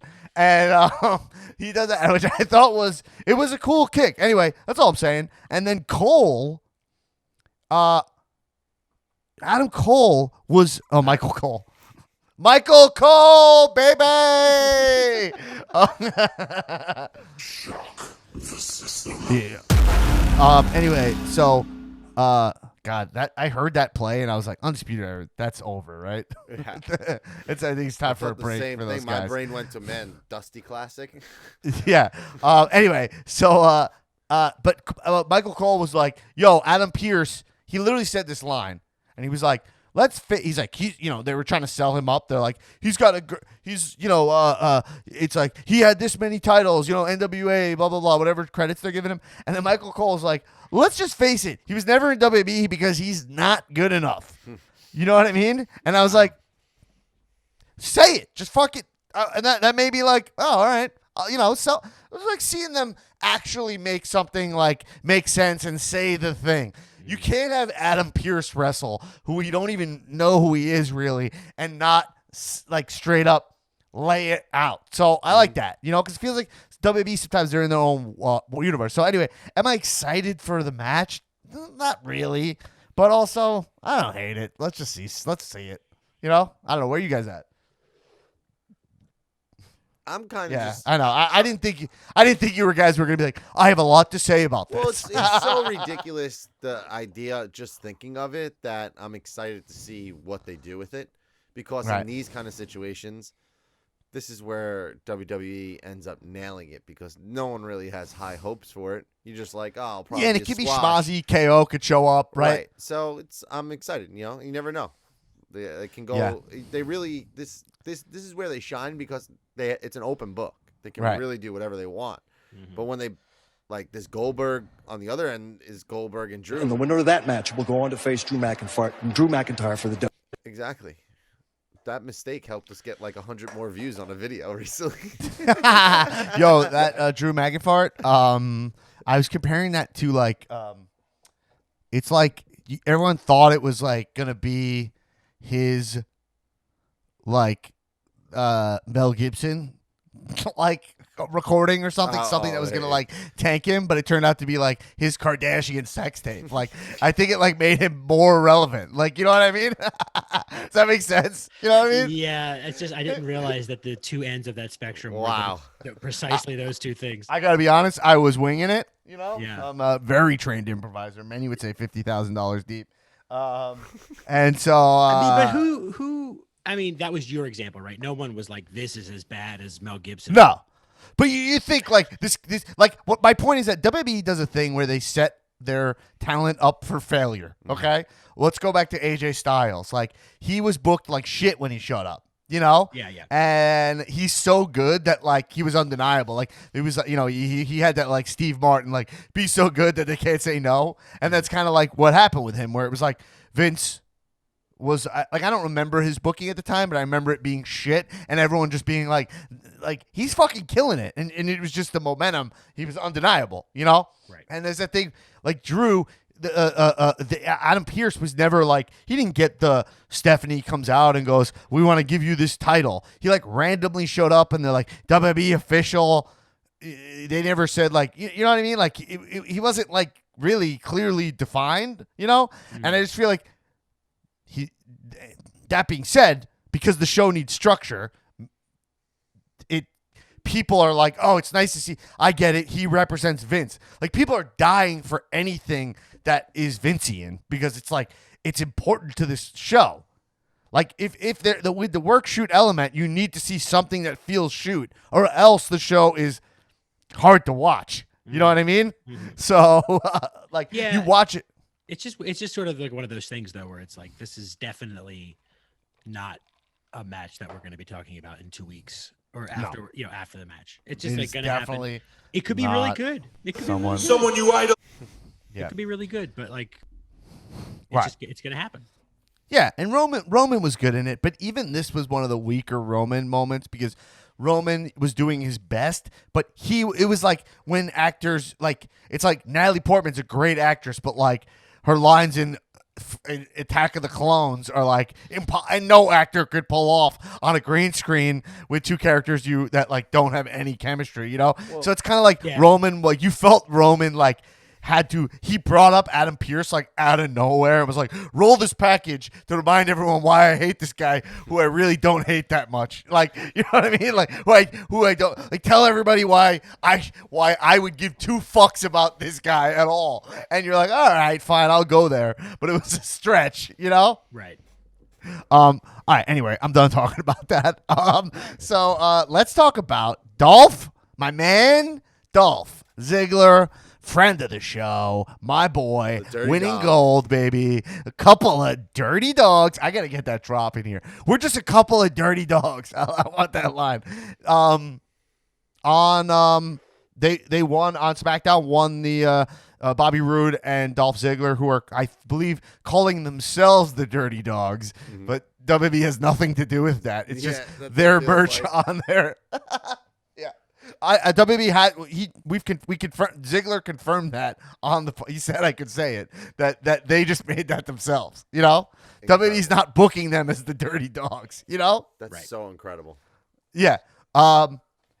And it is interesting because you're like, that's a great idea. Like, those guys, it's like they are the dirt. Those are fucking two dirty dogs, Yeah. right? I mean, it's perfect, right? Yeah, it makes way too much sense. It's so funny. Because You hear these guys go out to go to the bar wearing the titles after they go to the Hooters, Yeah. and they're like, use the titles to get women. They even like their energies are sort of like the personified of like if this was like a cartoon about two dirty dogs. Like their energies are that of like a bulldog and like a whatever, like a Weimaraner. I don't know what kind of dog. I love Killer that. is. But it's like you could see this on like Nick Jr., two dirty dogs, and like it would be based off of them too. To that one, yeah. Did you notice that Rude? So Rude decided to like match the Ziggler pink, right, to make them a tag team, which is great. Rude was like, "Yo, if I'm gonna pull off pink, I gotta get max 10. Yeah. I have to be." Do you notice that? Yeah. And he was right. Like he looked great. yeah. Yeah. He's like, "What do you got? Like a 40? Like I don't even know how tans work. I went and I got spray tan once. It's on video in the Wrestle Days video about me. Which is, you can check that out on YouTube and at Wrestle Days. And I went in there and I was like, "Hey, what's like the darkest you got? Like I don't want to get too dark, but like I want to get like pretty tan, you know?" Yeah. And then she was like, "I can give you this. Like this is pretty tan." And I was like, "Well, how?" And I showed her a picture of Hollywood Hogan, and then she was like, "Oh, this is nowhere near that." Like she was like, "I can't get you that tan here. Yeah. Like we don't have the capabilities." Not in one session. I mean, like maybe. No, she's like, I can't help you. You know, like just like a full on. Dude. You're on another like level. She thought I wanted like a base tan before I go to like a Ibiza. You know what I mean? And like I'm like, no, I'm looking to look like an alien or something. I want to look crazy, you know. And so that was a fucking hilarious moment. I'm just thinking of how tan Hollywood Hogan was. I'm also just Oh, thinking yeah. about You look how like a like, football. you know he's got that queued up in his phone ready to go. Like I'm going there. I need to tell her how tan I want to be. What kind of tan do I want to be? Got to His- be Hollywood Hogan tan. Let me bring his, that like- up because Yeah. she's gonna say how tan It you want blew to be. her mind. His, She like, didn't even. She Pantone- couldn't even process. Your like Pantone reference is like a picture of burnt sienna Hulk Hogan. She was like, yeah, she was. She her mind's blown. It was on camera. It was so funny because I shot that with Keith Blomberg, and he was like, we were in the back. He just came in with the camera and just started shooting me, like talking to the woman, and she just didn't give a fuck. Like normally people are like, hey, put the camera, like just like no comment. Hey, yeah, if you want to roll. And you're like, all right, cool. Like it so rarely happens. So we have like great footage of that. Anyway, so the thing is this. So yeah, I got another because I have an official on the record quote from Dolph Ziggler here that he said I could read on the show. Wow. So I was texting with him before their match, and I said like, yo, he's like, at a tag match, I was like, yo. Can I get like a dope? Let me like book a move, you know? And then he was like, he didn't totally let me do that because I suggested, do the foot DDT, which is my finisher from high school. That's where you give a DDT to a foot and you pretend like it's devastating. And he wasn't really into that, which I didn't understand. Did you explain how like the pain shoots up from the ankle all Yeah. the way up to I did that. I said it's like the people's elbow. It sends electricity to your heart. This hits your Achilles heel, which is that's Achilles' heel. Like, it's perfect. That's your weakness, right? That was Achilles' weakness. So it's like people don't realize that this move is devastating. It's all about selling it, man. You just gotta sell it. He wasn't feeling it at all. Frankly, he thought I was a stupid dumbass. Was his quote. Now, I thought that was harsh, but I would say, right? And so we talked about a move, and then here's what he said, because I was talking about it. He said, here in quote, he's like, you wanted to see something special. I thought if the opportunity should arise, the top rope Bella Buster would be a great maneuver for such a big match. And so that's what we talked about. He's like, yo, should I do we talk about the top rope Bella Buster? And he did it on Montez Ford, which is essentially just a face plant, you know, like Carmella does it now, right? Yeah. Carmella does it now. X-Pac used to do it. It's really a move that a lot of wrestlers try to get it over as a finish, and it never looks like it doesn't look devastating. And you know, but he did it from the top rope in that match, and it was dope. So anyway, that's a little BTS. Like a open-faced pedigree, almost. Well, should we call it the cowbell buster? Wow. Yeah, we can call it that. Let's wow, call it wow, that. wow yourself. Let's call it that. Yeah.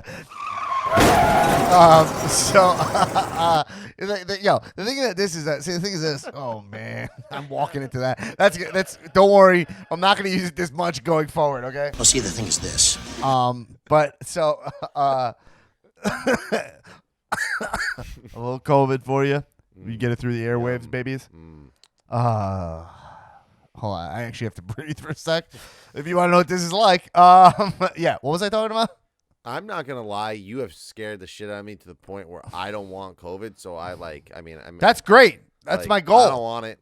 I don't want to feel like you and cough like I'll that. give you guys a little insight into COVID, especially if Drew has COVID. You really think about it, and it is relevant. Nick Jackson put out a Instagram post. I don't remember. I didn't finish my thought. What were we talking about with the Ziggler match? Is there anything to finish there? Buster.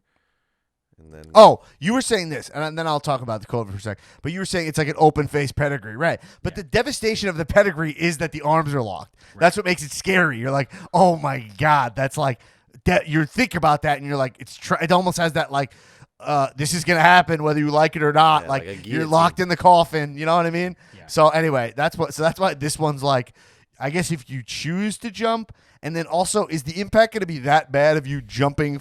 Like, kind of at your own speed into the mat while they guide your face. Now I got to go back and watch it. It's not a great move. But from the top rope was cool. And also the fact that he called it a top rope Bella Buster is the best way. The best thing. Anyway, congrats to Dolph Ziggler. Those guys, I fucking hope they get, like, a real run because they are, like, that's an awesome tag team. And they just need mic time. They need mic time. They need segments. We remember Bobby Roode was fucking killer in NXT. This is a perfect opportunity to make tag titles matter. Like, have that tag team be like you have an actual team that could work. You know, I dig it. It's just a copy of what he did with Drew. You know, not a copy, but like it's a new version of what he did with Drew, and that's what Dolph is capable of doing. Yeah, but the difference, somebody else and make a tag team feel real. But it doesn't matter because the tag team division, literally, the more that if you just think of it, just think about who would they face next. Well, the thing about the thing is this: if you go back to Well, see, the thing is this. If you go back to the Drew Ziggler feud, the Drew Ziggler tag run, that tag run felt like inevitably beef between the two. Like, from the start, they're both a couple of not dirty dogs. Like, dirty dogs get along. Like, you know who else are dirty dogs? Like, Gallows and Anderson are like a couple dirty dogs also, right? Those guys, you never think they're going to turn on each other, you know? I feel like Roode and Ziggler, if it did happen, it would be one thing, but it's not expected. But, like, Drew and Ziggler, you knew the whole time that it was like, this is not, they didn't match gear ever. They were hodgepodgey, you know, and they were both. And as a matter of fact, if I remember in the booking, Ziggler was like taking a lot of credit for getting Drew over. That was kind of part of the story. This is like, no, these guys are boys. These guys are, you know? So I think actually it could work, but we'll see where it goes. See, the thing is this. Let's go to COVID. So now if we go to COVID, Nick Jackson of the middle-aged Bucks, he posted a thing. They're not middle-aged yet, right? They're still young, right? they're like I 30. mean, I They're like guess on a long 34. enough timeline. Yeah. Careful. Be careful. But you wouldn't call me middle aged yet. I mean, middle aged is what, 40? Yeah. I don't Now. consider I don't consider 40 middle age, but that's just because I live in LA, where 40 is the same thing as 25, right? Like, Yeah. I guess or at you could least just the way people act, including and especially me. yeah. You never really know what the middle of your life is gonna be, so you should just have an ongoing crisis. Well, that's a way to. That's one way you could have went with that. All right. Anyway, there's 2 roads there. You chose that one. All right. Now, so Nick Jackson announced on his Instagram stories that it's relevant. Got to say the platform. Got to say which part of the platform. sentence Which this is. arm of the platform. What a sentence this is about to be. This Nick setup Jackson, is so long. It's insane. Nick This Jackson is the of least the Young responsible Bucks. journalism. Bro. What were you saying? This sentence: Nick Jackson of the Young Bucks announced on his Instagram stories that he has COVID. No, What a you just made sentence. it seem really succinct. What a sentence! That was really good. Yeah, but it's Yeah. like the all of those Yeah. specifics in that Yeah. order are insane. Yeah, and that's what happened. He announced he had COVID back in September, and then when he had COVID, he was like, "Yo, for anyone out there denying COVID, I had it, and it fucked me up for a couple months." And he said he was gone off TV for 3 weeks, and then he was cleared. And then when he was cleared, he came back, and he was like, "Matt had to basically pull me through those matches, do all the work because I was getting winded right away." And he's like, "I'm just getting my wind back now." So, like, we'll see how this actually affects Drew as time goes by. He'll probably be okay to wrestle Goldberg.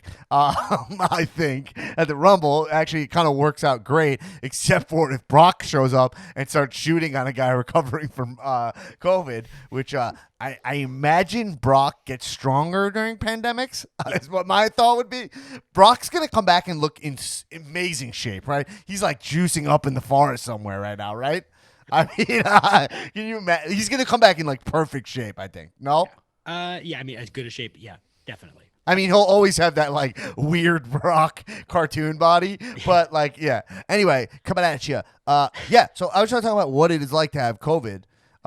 So like, in terms of like this, because now I'm at that phase. Yesterday was the first day that I worked out, and so I worked out. I burned a shit ton of calories. Felt great. My strength still pretty good. I didn't really fully test my strength, but I thought I was going to lose more, to be honest, in terms of strength, you know? But yeah, I wear a heart rate monitor when I work out, which is a great way to check your gas, you know, like your breath, you know, your cardio. Gotcha. And like I was getting in the red zone. Like normally to get in the yellow zone on it, right, it's just, you know, you get it. Red's the biggest. You know, red's the hardest you're working. Yellow, and then right green. We got it. All right, then blue, and then gray, folks. Why not give them the full information? We should. Do it. Anyway, people, what is this? Okay, I love it. All right, Oh, see, the thing is this. all right. So what is You are going on on? another level. Too much coffee. I'm gonna get to this. I'm shit, gonna get to bro. this. I'm gonna get to this. I'm an Oh entertainer, my baby. I'm an God, entertainer. what? You don't come out. You think fucking Fred Astaire wasn't tap dancing in his dreams, baby? I'm here fucking giving people what they need, baby. I'm here fucking icing these folks, baby. These people they're at their job, and this is a whole Amazon dispensary or whatever the fuck it is. You are literally and the they're like, Tasmanian no one's devil right now. yeah, the packages are falling off the edge of it's like the conveyor belt. People are they're mesmerized by what I'm doing here. You sound like when a news anchor has a fucking brain aneurysm on live TV, and they just start talking about nonsense. They're like, "Oh well, the basketball." Everybody, welcome to the 5 o'clock news. Sprinkler. I love sprinklers. I'm sprinklers. I go right and then you go left and yeah. And everybody remember tuna. I have the cow filibuster queued up. Do you guys want to see it? I can show it real quick. Wait, what is that? The cow filibuster? Yeah, the cow Bella Buster. Oh. You I want mean, to you see it? straight Yo, up. yeah, let's said- see it. You straight up said filibuster. Well, now Yeah, this if we show that, they might alright. take they might take Oh, it well, down. I don't have the They might take audio our on. YouTube down, Phil. Oh, they Well, won't. you Anyway. just won't show it. We're just gonna. We'll watch it though. we'll- But we'll- yo, this is a shout out to DZ with the inside info here for the what he called the top rope Bella Buster. Boom. Middle rope Bella Buster, but okay. He, oh shit! He said top rope Bella Buster. Yeah, Well, I guess Montez is on the top. Okay. But does it go by who? What belt? What rope does it go by? Who's on what? Who's on first? It's Anyway, I'm gonna go back giver of the move.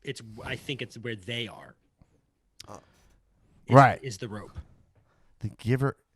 because you could give. There's no way somebody, like, Ziggler's gonna be wrong here, right? He might forget. You know, if you're standing on the ground and I do a DDT from the top rope, is that a top rope DDT or is that a regular DDT because you're on the ground?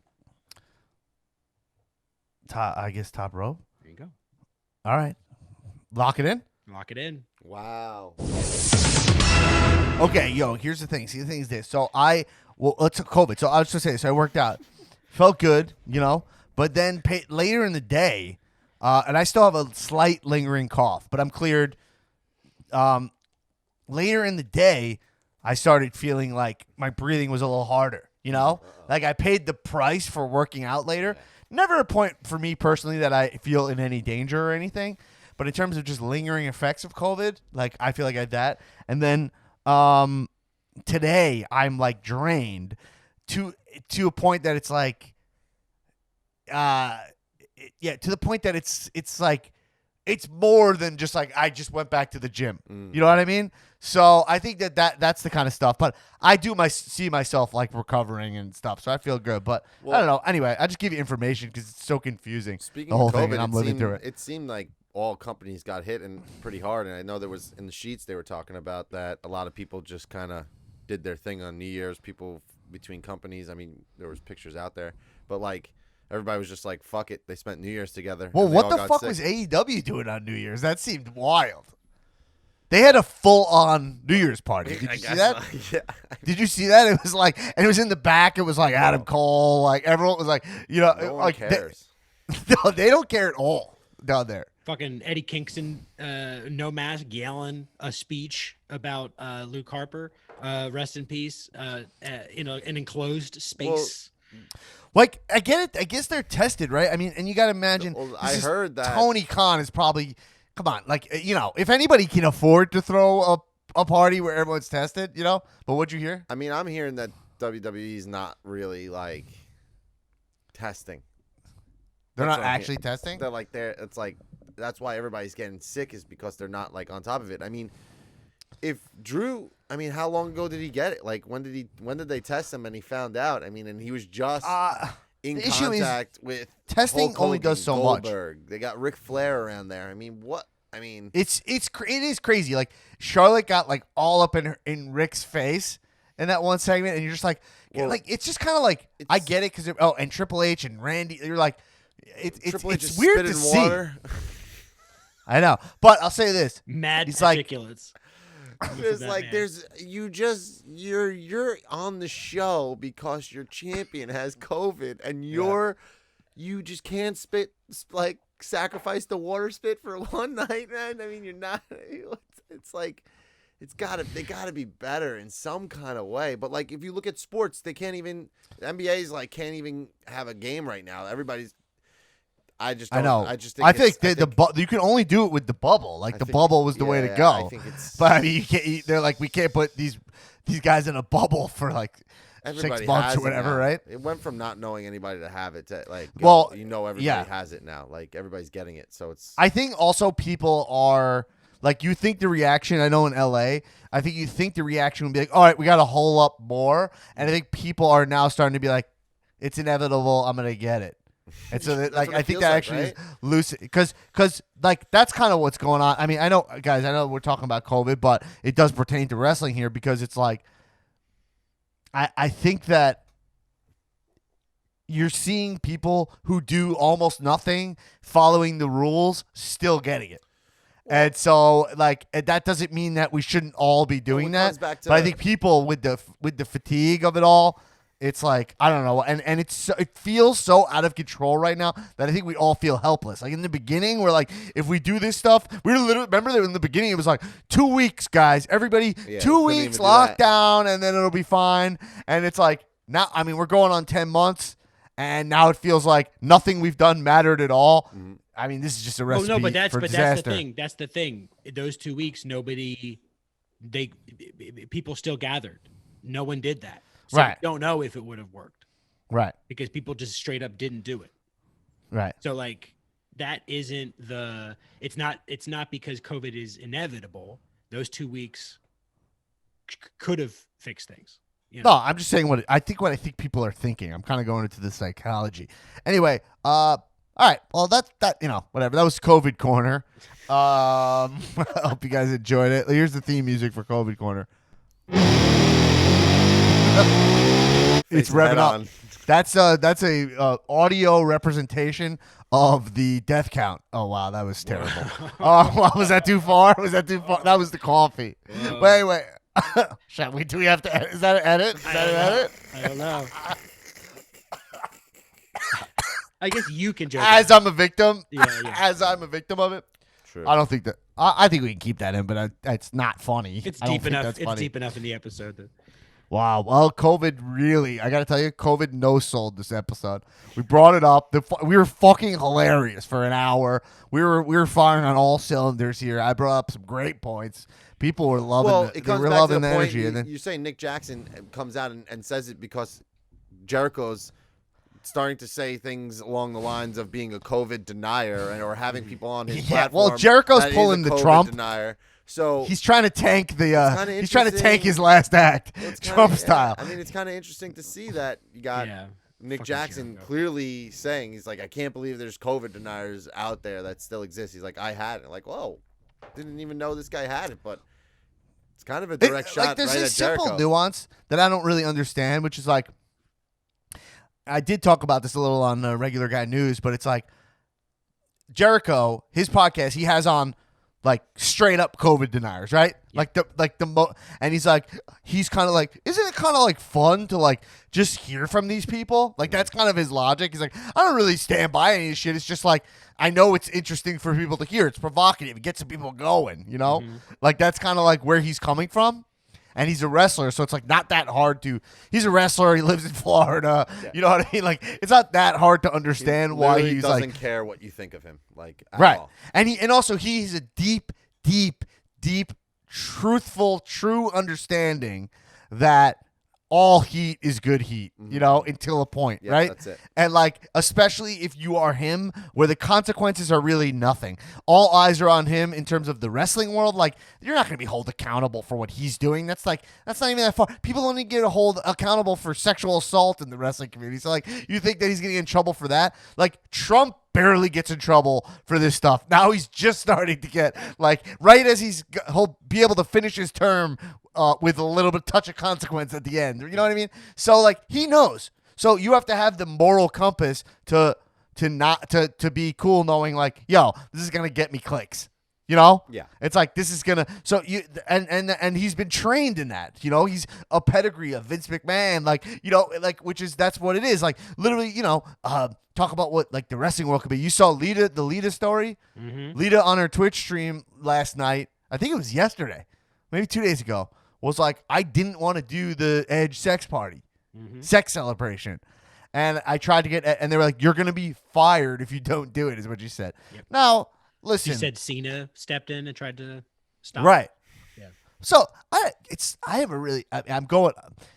kind of conflating issues, which might have to do with the fact that I drank a full pot of coffee, which is because of my COVID.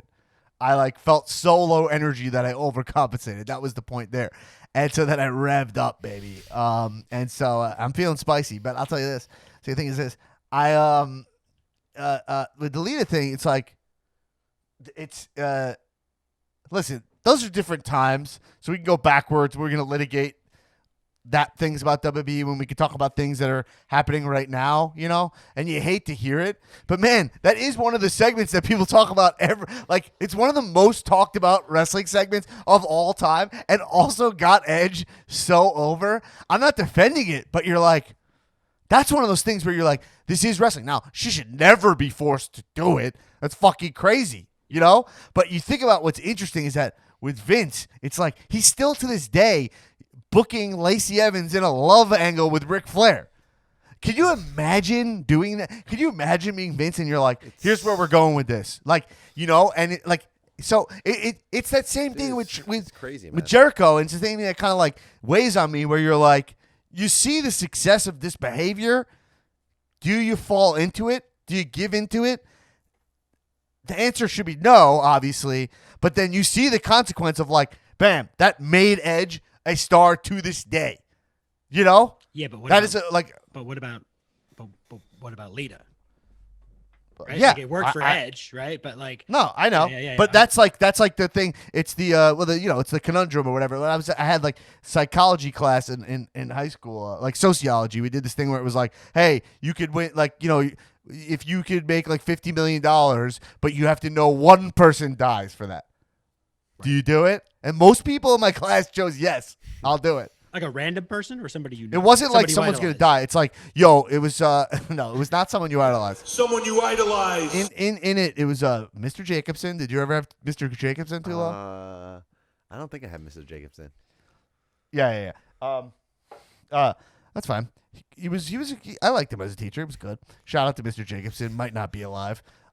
He might look like the back of Newman's background here, but I wish him well. But I'll tell you this. Super cool. Newman.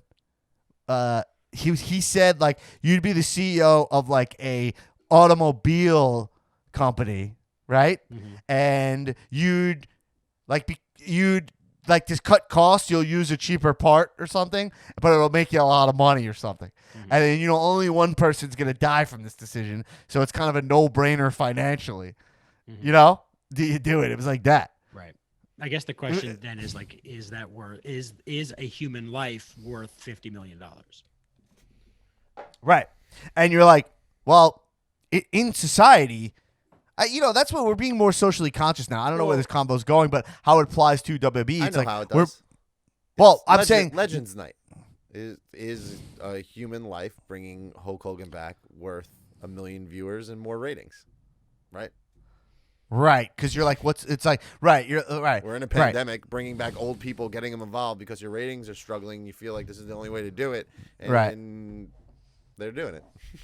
Yeah, and I also don't see it as so like simple, because it's like, and we'll go back to Jericho, because Vince is another beast because he runs this company, and it is like when you start being the head of a public corporation, you start being more than just a man, right? Like corporations are human, so you start having to make decisions. So that's another thing that bothers me, is when people get all on their ethical high horse about a company that employs a shit ton of people. You know what I mean? And you're like, well, like, so I saw like the CEO of YouTube. Now, don't get me wrong, these companies are making a lot of mistakes, but I also try to put myself in their shoes a little bit. Now, I know a lot of these people, CEOs, are prone to sociopathic behavior, and like I know that a lot of them don't deserve any empathy at all. It's tricky, right?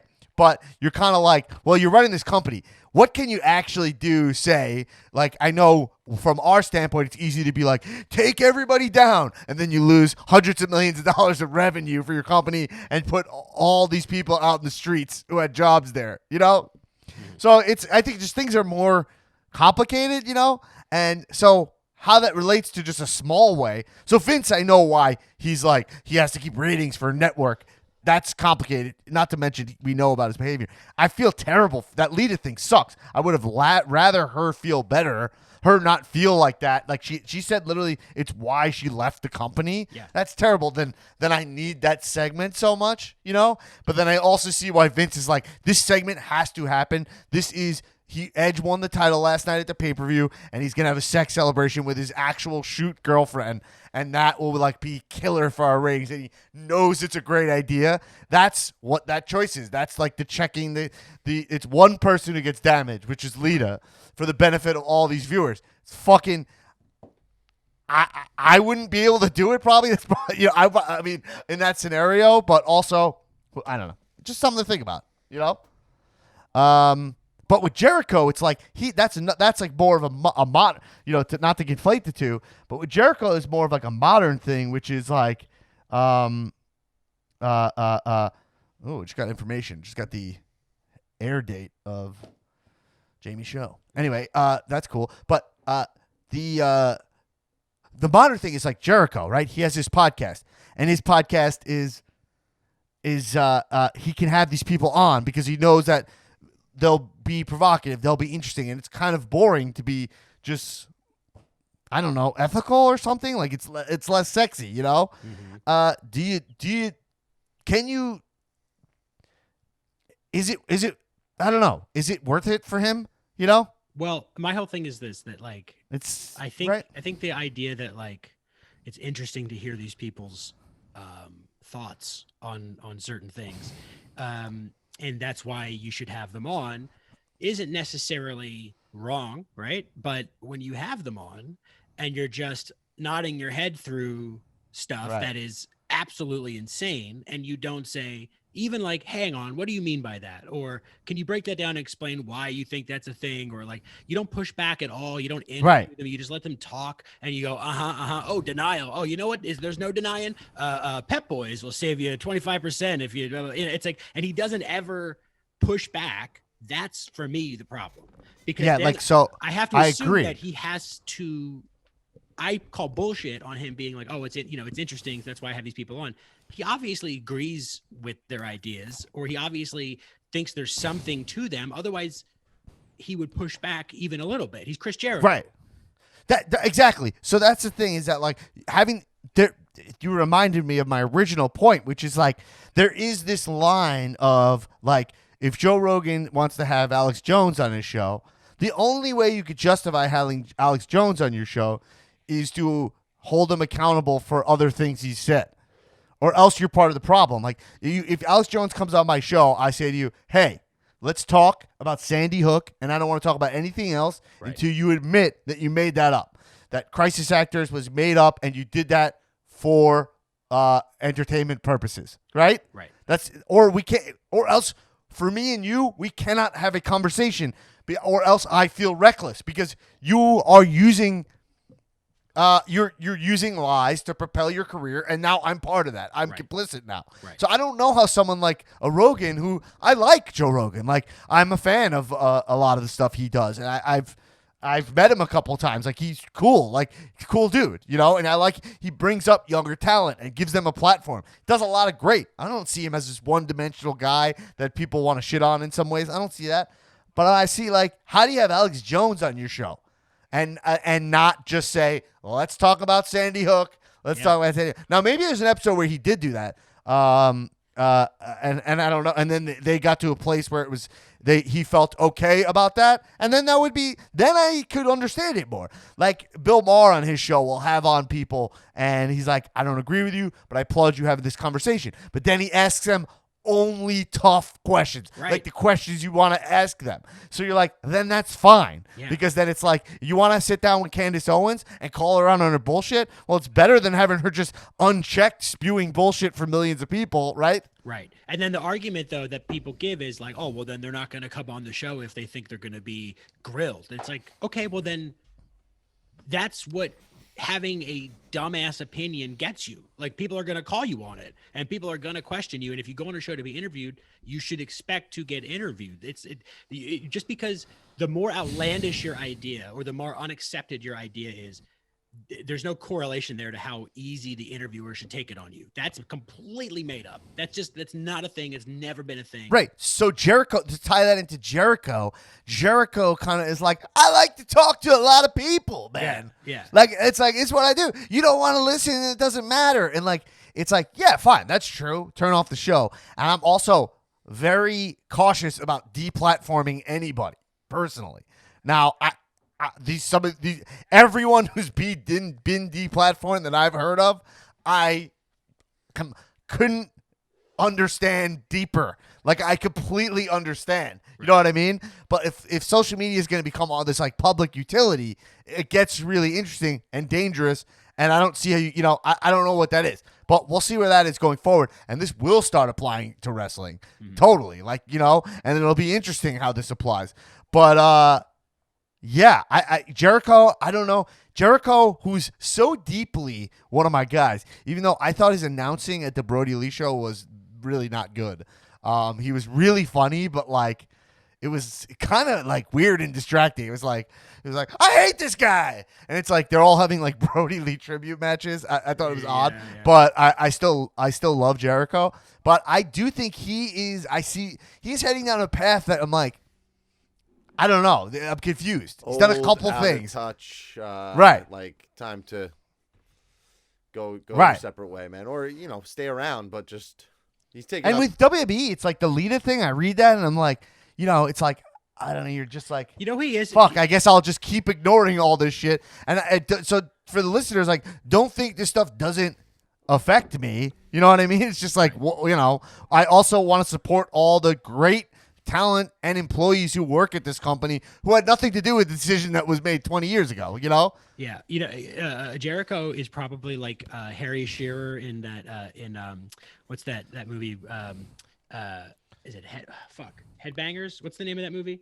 Oh yeah, you're talking about Airheads. Airheads. Yeah. Yeah. Where they're interviewing. He's just like, God. Yeah. like looking at the And he's like, what is it? Like you're a sphincter or something? Yeah. So Isn't that Wayne's World? oh, wait, it is It's Wayne's World. Yeah, it is Wayne's World. Yeah.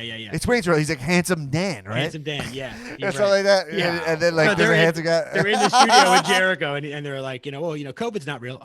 And Yeah. I don't think the Holocaust happened. Yeah, Oh, cool, okay, cool. Cool. Yeah. A sphincter says what? Yeah. That's actually a different scene, but they pull that technique a lot, which is very Mike Myers. He likes a couple of fun tricks. All right, anything else that we talk? I'm gonna bring up a couple of just random things, and then we'll head out of here. Okay, and small things because we got to give props to the mid card, baby. And some of these guys are not even mid card guys, but let's not ignore the people in the middle who are doing some good shit. I don't know. I guess Keith Lee's not really mid card, but whatever. Keith Lee, he's kind of top tier guy now. But Keith Lee broke a turnbuckle. Awesome. Did you see that accidentally? And We were trying to figure out if that was like work or shoot. Like if that happened. I think, yeah, I felt like it was shoot.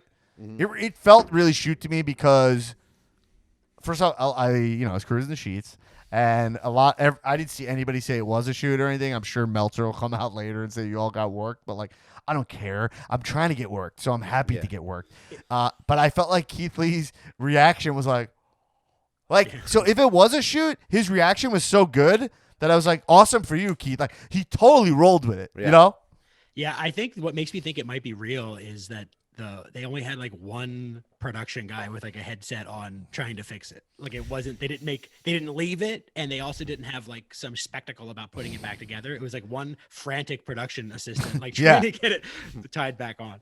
You can only have limited people out there, so if something like that happens, right, it's like it's probably a little tricky. But also, it wasn't. I've never seen WWE in the whole time I've watched WWE like have a one turnbuckle break in the middle of a match. It's not even like a big spot. You know what I mean? And it was like someone getting thrown into the turnbuckle like casually. Yeah, but couldn't have worked better for Keith Lee, who continues to. The thing I'll say about Keith Lee, what I see is that if there's any brilliance to Vince, I mean, there's a lot of brilliance to Vince. There's no denying that. But like, if there's one thing I can notice, like Vince has been. Since Vince announced that like Keith Lee was going back to the PC or that leaked or whatever, I've seen like a fire in Keith Lee. Mm-hmm. See, well, I might die, guys. Keith, I've seen a fire in Keith Lee. Like he seems to be like there's a thing where he like looked in the mirror and was like, "It's time to fucking step up. This is your moment.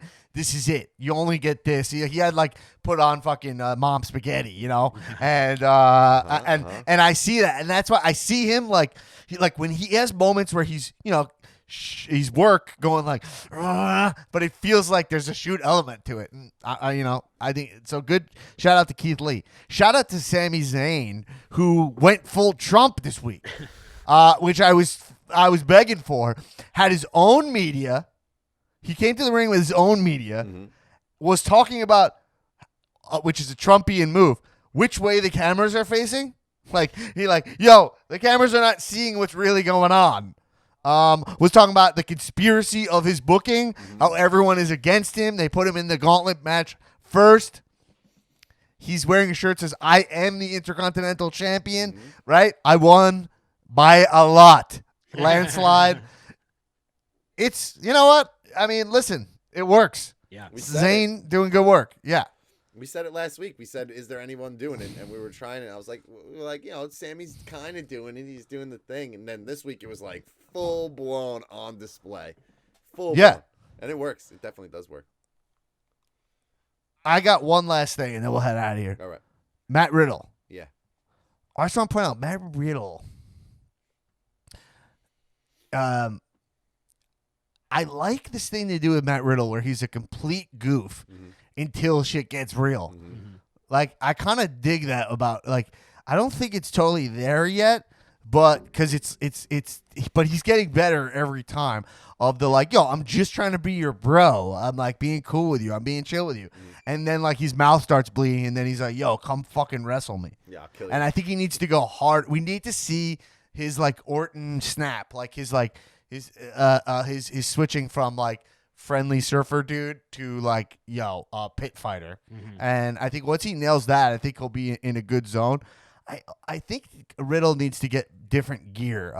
I like his gear, but I don't like when he has, like, Yankees pinstripes and stuff. Like, I think he should do something that's like, I would like to see him something that makes him look a little more badass in terms of gear.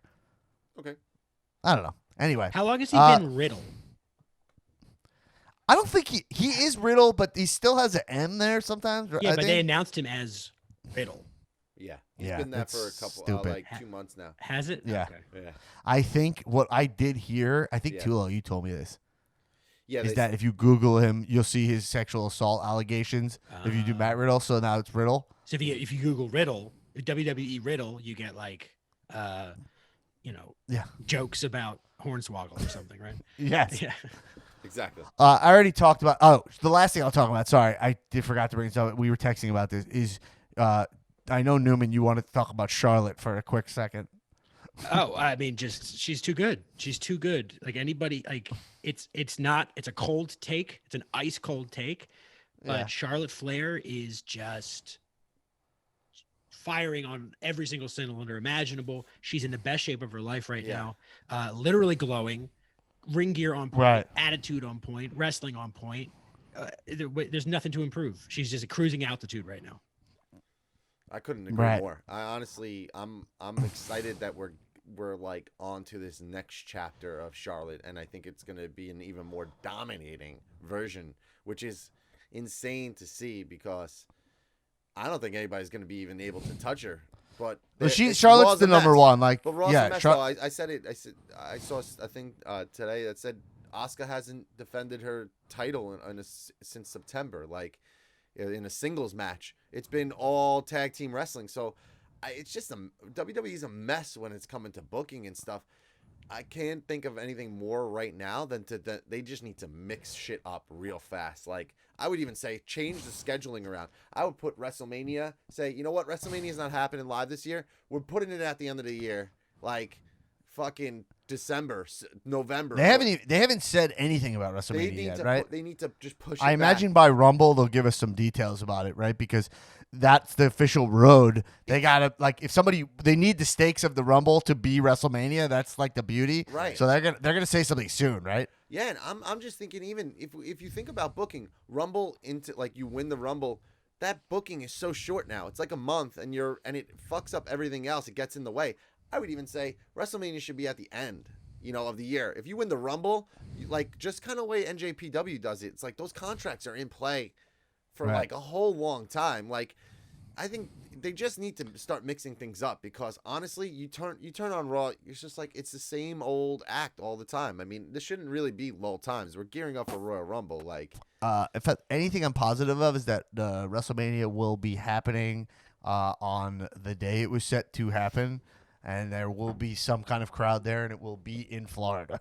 There's no chance LA is letting them do WrestleMania here. No. That's not even. That's a pipe dream. That's just a the- fucking bummer and a pipe dream, but is what more it than is. anything, they need to just figure it out and just be fresh again. Yeah. Like, they got to start doing something because it's like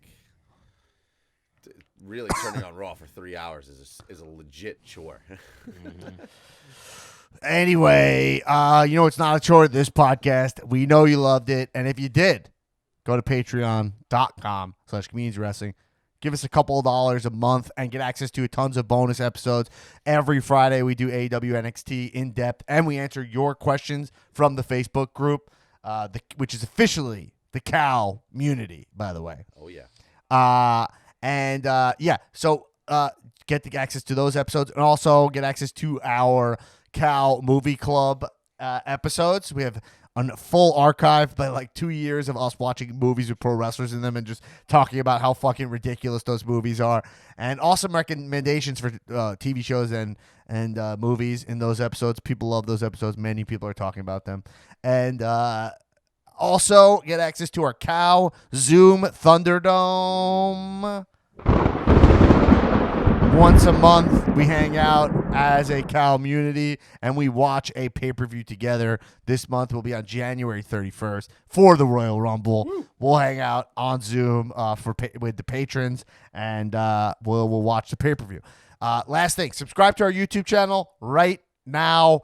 Leave us a review on Apple Podcasts. Those are 2 free, instant ways to support this podcast. Do it right now, and follow my Medium.